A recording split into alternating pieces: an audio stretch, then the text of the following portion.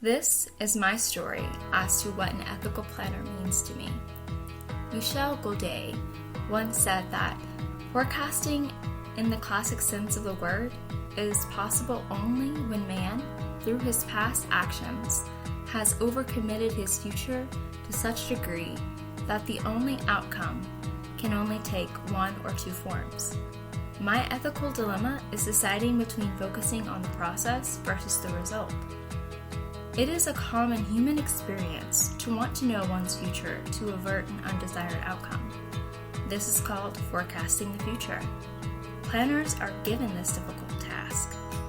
Walsh made a very powerful point that there is a beautiful interrelationship with various aspects that make up modern society. These aspects are very difficult to isolate, making forecasting slightly inaccurate because they are so interconnected.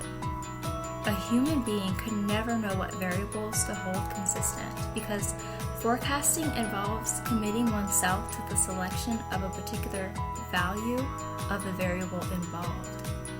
In other words, we can never be sure that forecasting events would have happened in the absence of action. My dilemma with forecasting is that it will always involve assumptions, and these assumptions can dominate the outcome of a forecast. Through bias, a planner could omit a variable deemed to be accurate and conclude that time proves the assumption terribly wrong. An example that comes to mind takes me back to 2018 when I was working in Manchester, Kentucky, a small Appalachian mountain town, on a downtown revitalization plan.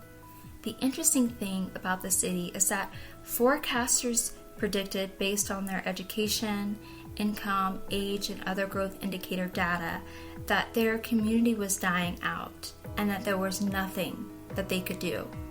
Many planners focused on the result had given up on targeting any improvement in these communities. Although a small cohort and I stepped in and analyzed the community from scratch to get a different outcome, many communities would have given up on themselves and accepted the label from the forecast. We came into this community knowing their level of sensitivity and moved at the speed of trust. By the end of the project, we had interacted with many residents through visual preference surveys, pop-up shops, and one-on-one interviews to learn about their vision for the space. As a result, they have a project that was generated with them that builds off of their existing strengths. To see the light of joy return to their eyes when presenting the final project was a moment I will never forget and will cherish for the rest of my life. Manchester was able to receive grant funding for the project and encouraged residents to become leaders on keeping the progress going without our presence. Planners are too focused on the result and not so much on the journey. If planners would focus on the journey, communities, regardless of their current status, would be given the tools and momentum to succeed. When this happens, the result of what was predicted changes.